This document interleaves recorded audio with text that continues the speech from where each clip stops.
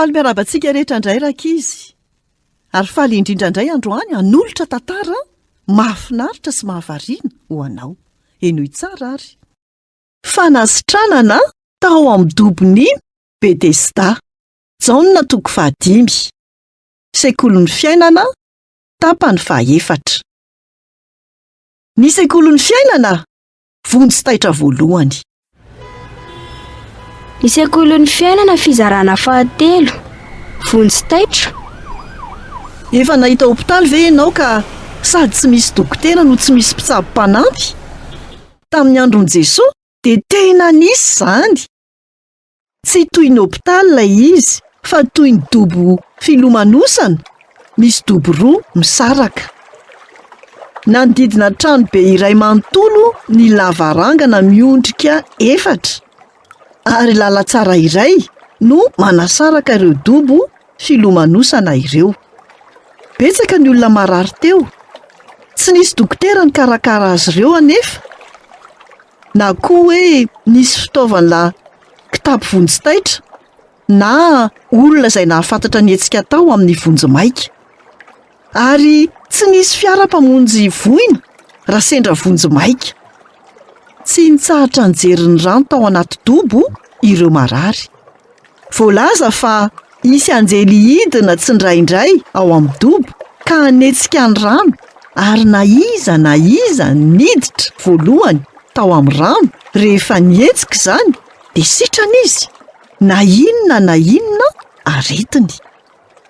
Teo sitrana avokoa ireo olona ireo, indrindra fa ilay lehilahy Kilemaina. Nanantena izy fa ny rano dia hanome azy vonjy-taitra.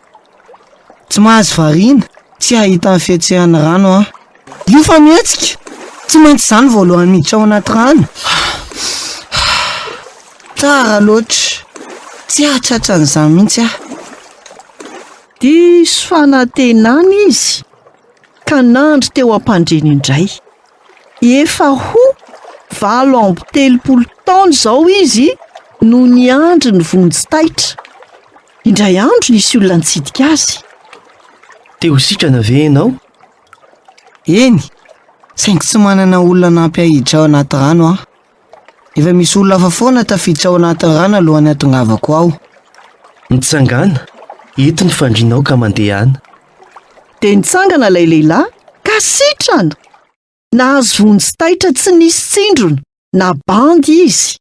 Salama tsara rehefa afaka 70 taona. Manontany tena raha mifaly ve ny hafa mahita azy? Inona nataonao? Andro sabatana io. Ary amin'izao andro fitsahara izao dia voarara ny batanao fandrinao. Laza tamiko ilay lehilahy nahasitrana mba hitsangana dia andeha. Iza moa izany? Tsy fantatro, fa mbola tsy nahita azy aho. Fantatrao ve hoe iza ilay izy? Marina tokoa fa Jesosy Tompo. Manome vonjy-taitra tsara indrindra izy. Tsy ho an'ny vatana ihany, fa ho an'ny fanahy ihany koa. Tia manampy sy mamonjy izy.